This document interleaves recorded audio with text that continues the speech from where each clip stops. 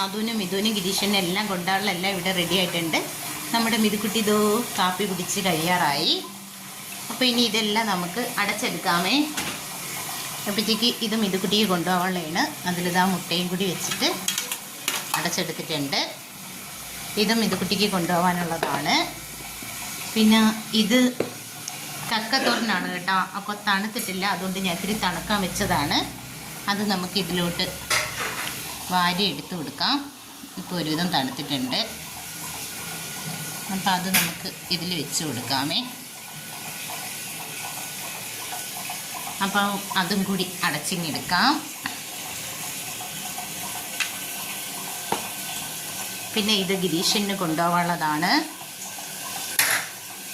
അപ്പോൾ അത് നമുക്ക് അടച്ചെടുക്കാമേ. ഗിരീഷന് മുട്ട വയ്ക്കാൻ ഞാൻ മറന്നുപോയായിരുന്നു. അപ്പോൾ ഞാൻ ഇപ്പോൾ പിന്നെ വീണ്ടും ഇതാണ് നമ്മുടെ ആദ്യക്കുട്ടനുള്ള പൊതിച്ചോറ്.